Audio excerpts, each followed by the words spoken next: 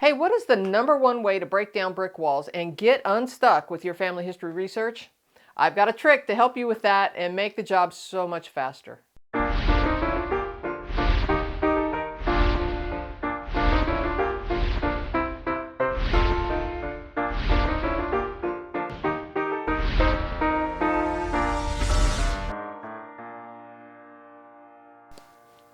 I think most genealogists would agree that using the strategy known as cluster research, also known as the fan club research, is one of the most effective ways to get unstuck with your research.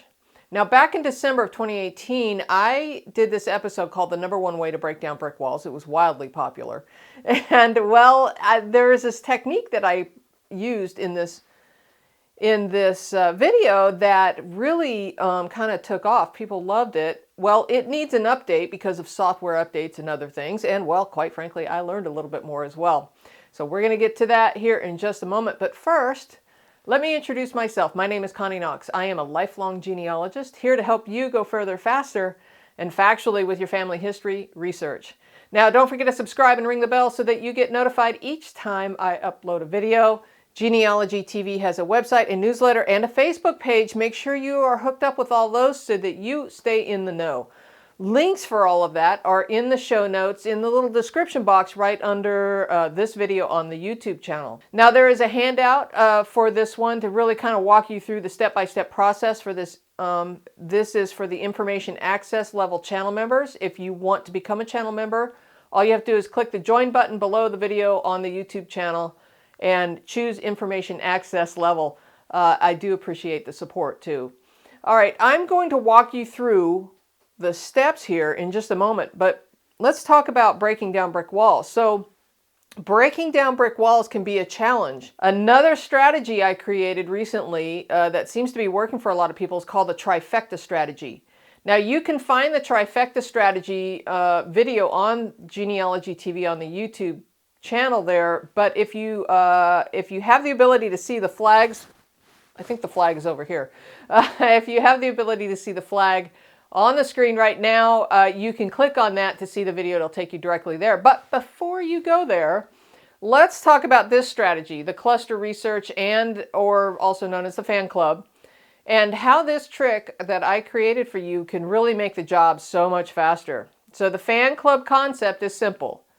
But I've got a trick here that is really kind of cool, and it's going to help you make this work faster. It'll help you really kind of collect information quickly and then be able to use it over and over and over again as you do your research. So this little trick has become wildly popular from the previous video, but there were some functionality problems that people were running into because they had different versions of Excel.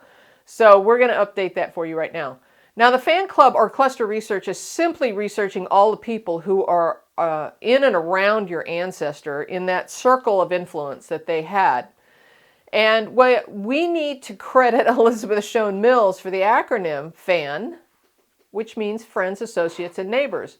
And so, as you can see, it is the fan club that helps you with your target ancestor and helps tie those records and all of your target ancestors' family members together to help you prove that those records are really the right records, okay? So when I mean your target ancestor, what I mean is specifically the target ancestor you're researching, the person in which you have created a research question around, right? Okay, so if you have done a good research question, have you done a research question? If not, think of one. Who is the person that you are dying to learn more about, and what is it that you want to know about them? That is your research question. And the who is your target ancestor, okay? So I call them your target ancestors. This is kind of like my little term, but I call them your target ancestor because that helps you visualize a target. That helps you stay focused on the mission of the research question without running down other rabbit holes, right? Try not to go down other rabbit holes. So now use the trifecta strategy to help find your target ancestors. But in this video, I'm going to recap and update the trick that I demonstrated back in 2018. It is designed to extract information and allow you to sort it and find the fan club members and makes the research so much faster. Oh, and it's thanks to one of those viewers who taught me part of this trick that I'm going to update you on for the Excel spreadsheet. So you know who you are. Thank you so much. And well, you know, we all learn from each other. So I appreciate the comments. I do read them. So try and be helpful when you're commenting. All right. Hey, I'm not a supercomputer user. So if I can do this, so can you. So let's jump over to the computer and give it a whirl. Okay, so I can't wait to show this to you, so we're going to jump right in. So every good research project starts with a research question. And my research question revolves around Henry Gustav, or Gus Henley. We don't know who his father is. And Rebecca, his mother, family lore says that she took it to her grave as to who the father of her children were. She enjoyed having children around but didn't care much for the men. So this is Rebecca. She is my second great-grandmother, and I am trying to find who my great-grandfather's father is. So in an effort to find him, one of my male cousins on the Henley side took a Y-DNA test, and it came back, all of the results for that Y-DNA test came back with a surname of Davis. So I am on the hunt for a Davis male who would have been about the right age at the right time in the right location when Rebecca here conceived Henry Gustav Henley when she was about 30 years old. So in order to do that, I love this trick. You're going to love this. So Rebecca probably conceived Henry in 1861 because he was born in January of 1862. So looking at the 1860 census, here we find Rebecca Henley, and she is basically a seamstress, and some of her children are here. So what we're going to do is we're going to take a look at this. Remember, we're on image 8. You want to always try and take a look at what image you're on so you can get back there easily. Now we're going to come over to this little people icon. We're going to open this up, and it gives us the transcription of everything in this document. Now, normally what I like to do is I like to go, back about 5 to 10 pages and forward 5 to 10 pages to take a look at all of the people that probably are within walking distance or so. Now remember, we're looking for Davis men who are in the neighborhood who are about the right age to have fathered a child. So Rebecca's 30 years old, okay? And so instead of clicking, the back button, I'm just going to come down here and I'm going to hit a 1. Now I'm back on image number 1. I'm going to start here. And instead of reading through every name on here, I'm just going to extract all this data from this section down here. So I click in here. It doesn't matter where I click. It really doesn't matter. And I'm going to go Control A to highlight everything. That's basically capturing all. And then I'm going to Control C. Now, if you're on a Mac, that would be a Command C. So then I'm going to go over to my Excel spreadsheet, and I'm going to paste it. Now, I'm pretty sure, I've never tried it on Google Sheets, but I'm pretty sure you could do the same or similar function on Google Sheets. So instead of just right-clicking or going up to Edit and Paste, instead of just pasting one of these, I'm going to paste as special. And this is the trick that I got from one of our viewers, which is awesome. So I'm sharing that with you. The trick is to paste special and then paste it as text. And watch what happens. Bada bing. Now, I forgot to insert a column right here. And if you do that, I do want to insert a column here, and there's a reason for that. I can highlight the column from the A all the way at the top. Not this cell, but all the way at the top, and I can right-click and I can say Insert. And the reason I want to do that is because I want to put an image down, an image number here.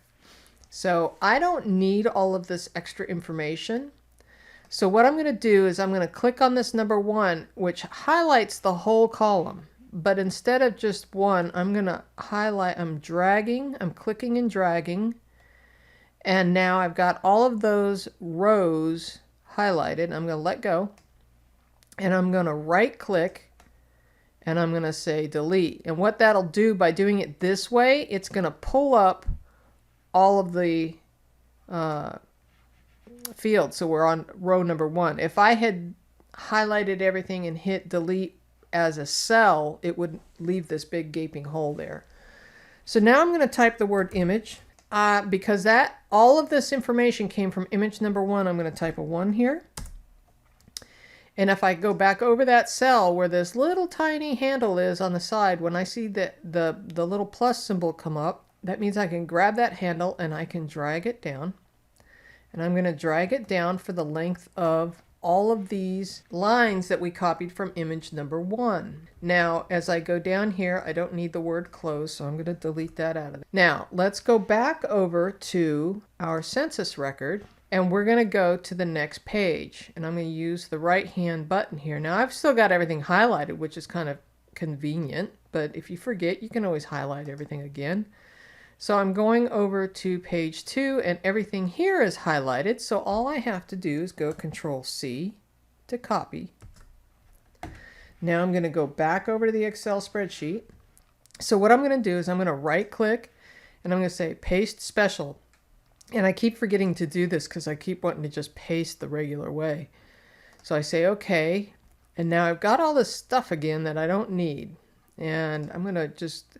If you grab a cell, see where it says 2, if you get a double-headed arrow, you can just drag that whole cell down here. And now I'm going to get rid of all of these that I don't need. I'm going to right-click and I'm going to say delete, and it pulls it up. Now, I don't need all this header information again because I already have it up here. So I'm going to get rid of that as well.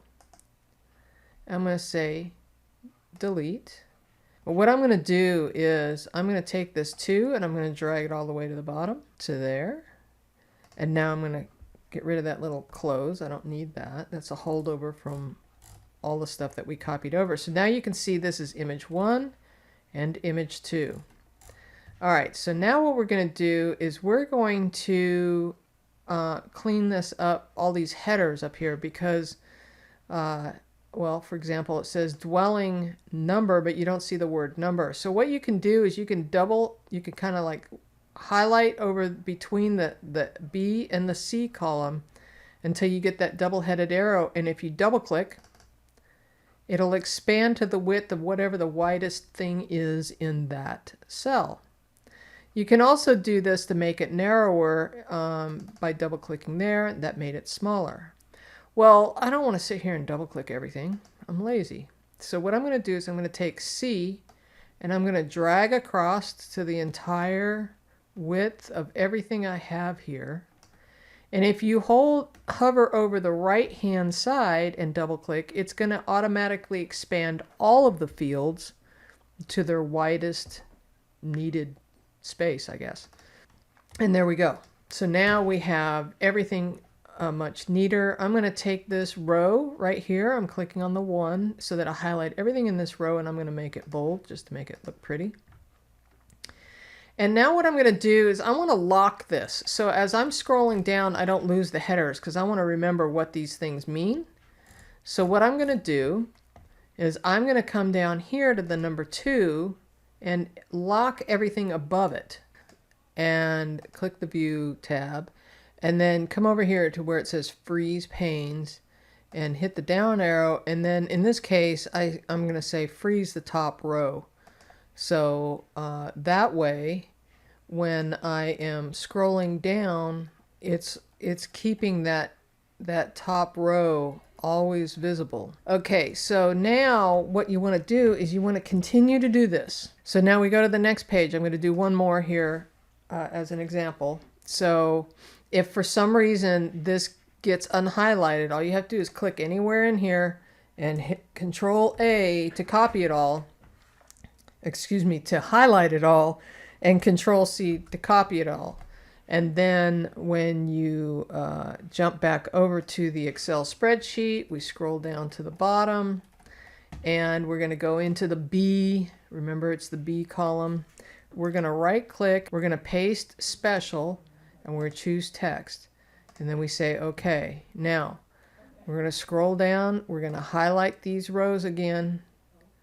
And we're going to delete, right click and delete to remove those rows. And now this was from image number 3. So we're going to say image number 3. We're going to grab that little right hand handle there and drag it down to the length of that. This is the part you're going to love. Now I have already done. Now you're going to keep doing this. You're going to do this for 5 to 10 pages on either side of your target ancestor. But the reason why you're doing this is you're capturing all this data. You will never have to do this again for the 1860 census in Randolph County, specifically this division of that Excel spreadsheet, of that census record, okay? So now I'm going to jump over to this example because I have already created this example. And what I did here is I created some filters. Now I'm going to turn off the filters just so that you see what I did. Okay, so now here it is without the filters, okay? One of the things that I did also, and that you probably should do, is insert some rows. You can do that by highlighting some rows. You can right click and say insert and see how many rows it inserted. Control Z will undo that. I don't need those extra rows, but one of the things that I want to remind you to do is to put the information in that you're going to need for a source citation, right? I've got image number 8, dwelling 64, family number 60. So I've got everything in there. Plus I've added the link directly to this image, image number 8. So that I can find this target ancestor. Rebecca Henley is my target ancestor. I can find her again quickly if I want to, because this is coming off of Ancestry, but Family Search is the same thing. This really, I find to be best works off of Ancestry, but that's just me. And it should be free to everybody on Ancestry because census records are usually always free. Since I've added this extra information on this as opposed to this sheet, where on the first sheet we froze the first header where things would slide up underneath the header.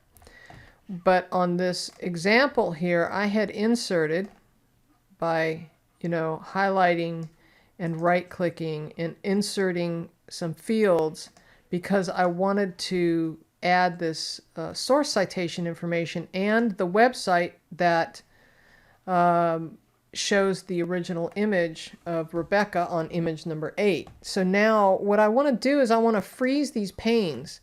I want to freeze everything from 1 through 5 so that this data scrolls up underneath the headers now. It's not going to be just the top row anymore.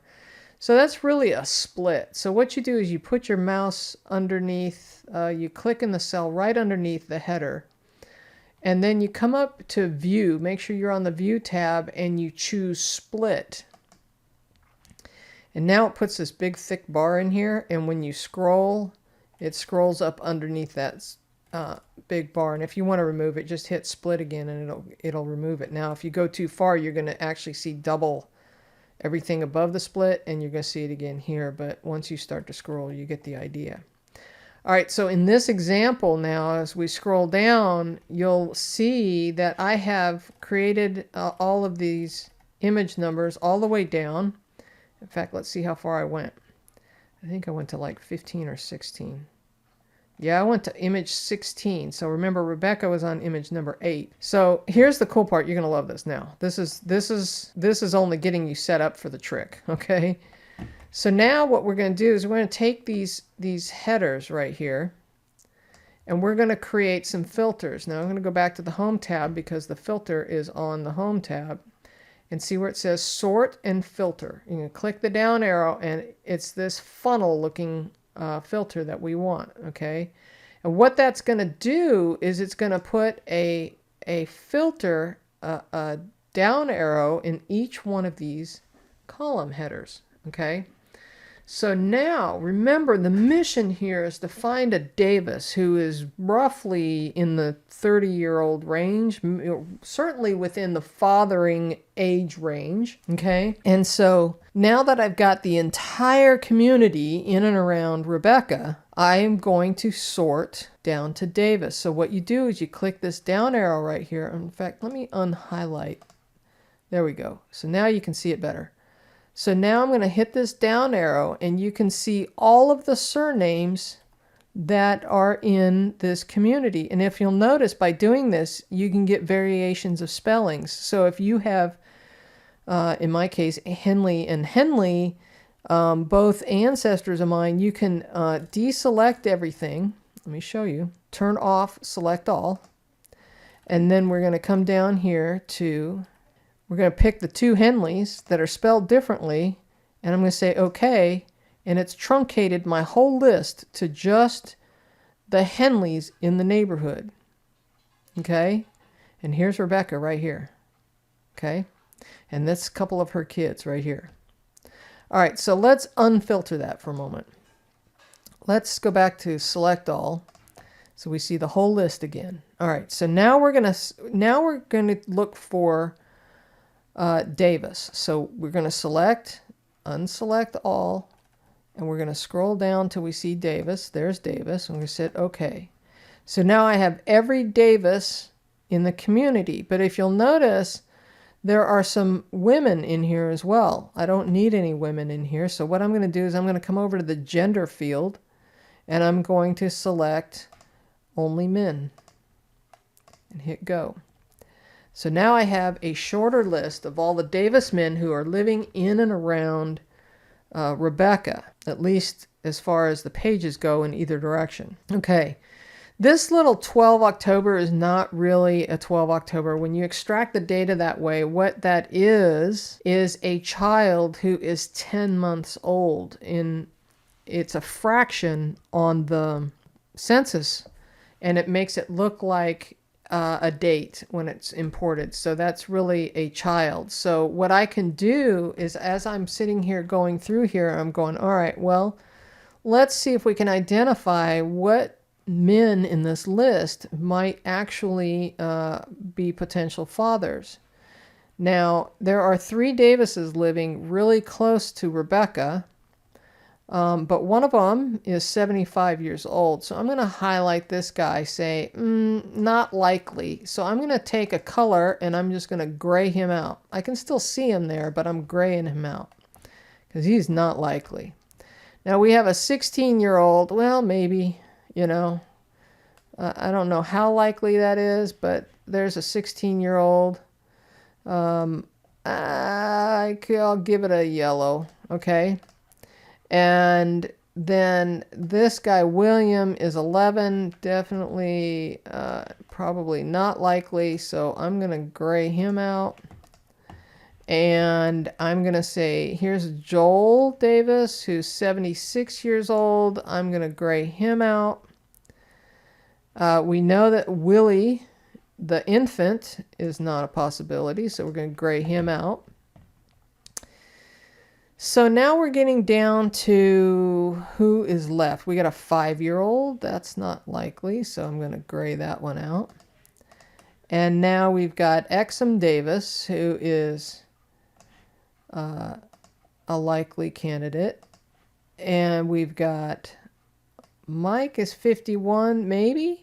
And so I'm gonna give all these guys here yellow. So now I've got it down to a short list. Here I've got, this guy's probably not likely. I would go with the people who are going to be a age range attractive to Rebecca. I'm going to say that Joshua is, if I'm going to sit here, let me put it this way. If I'm going to do the research to study people, I'm going to start with the most likely candidates. So I'm going to say Joshua is a likely candidate, and I'm going to say Exum is a likely candidate, and maybe George. You know, George would be 10 years older than Rebecca. The most likely candidate from an age range is Exum Davis. Now, these guys are on image 13. This is why I told you to put an image in here, because now we know exactly what page in the census record we can go look and go, okay, he's on image 13. So there's Exum Davis right here. He's married. He has some children living in the house. And there's Willie, the 10-month-old. Okay, so most of these Davises, that we saw. There's the 5-year-old Ben, but you get the idea. So here is Exum Davis. He is on image 13. Rebecca was on image 8, which is only 5 pages away. Okay, so we don't know for sure if Exum Davis is the father or not, or if Joshua or George or Mike or any of these others are, but I do know, and what you don't know, is that Joshua and Exum are brothers. I have already done a lot of this research, and both Exum and Joshua appear as bondsmen in Bastardy bonds, where Rebecca had to state who the father was of her illegitimate children. That was the law back then. Well, Exum and Joshua appear twice. Joshua appears twice. Exum appears once in different bastardy bonds. Unfortunately, though, it's not a bastardy bond that fits my great-grandfather, but it does fit the other children. So the bastardy bonds, she has several children here. The bastardy bonds do fit a couple of the children, but they don't fit from a timeline when those bastardy bonds in court was in 1862. There isn't one there, and I suspect it's because that's when the Civil War was happening and a lot of the courts were shut down. So I suspect that there's no bastardy bond for this birth, because it was right when things were starting to take off with the Civil War. So this little trick has taken a very long list. If you think about it, I had 16 pages. If we unfilter this and select all, we can now see them popping up. These are just the males now. I have not unfiltered the females, but we can see where they fall in the overall data. Now you want to save this. You want to save early, save often. Here I go. I'm going to hit save. Because you can use this file over and over and over again. So maybe next time you are looking for more Henleys, or you're looking for somebody else with another surname, or you trip across another name that you're starting to see on a regular basis. I see a lot of Lambs in my in the records. And so maybe, oh, here's Winslow. Now I know that there are Winslows in my family. So then, okay, maybe this is a different research question. And I go and I say, I want to see all the Winslows. So then I come over here and I click Winslow and I say, okay. And now I get a short list of all the Winslows that are in the 16 pages of census records in and around my ancestors. So I have unfiltered this. And I just want to remind you of a couple things. Make sure you have header information. Make sure that your document is titled properly and where you can find it again. Make sure that you have a link to the census record from which you got this from. You can unfilter these if you want, or you can filter just one column if you want. But as a reminder, you can come over here and you can see how that has a gray on it. We can unfilter that by turning that off. Also, as a recap, you want to go underneath the headers when you're turning the split on. And again, that's under the View tab, and see how that's already selected for us. We can turn that off, and then it goes away. We put that cell right back where we want the split to happen, and we turn it back on. And so then we can scroll up underneath. Hey, don't forget Information Access channel members. If you have not been notified, you can find the handout in the Community tab at the Genealogy TV YouTube channel. If you want a direct link, that's youtube.com/Genealogy TV. If you are not a channel member and would like to become one, all you have to do is click the Join button and choose the level that you would like to choose. So if you want the handout, you're going to need the Information Access level channel member. There are other videos on the screen that might be helpful to you. Feel free to binge watch. All right, until next time, keep on climbing your family tree.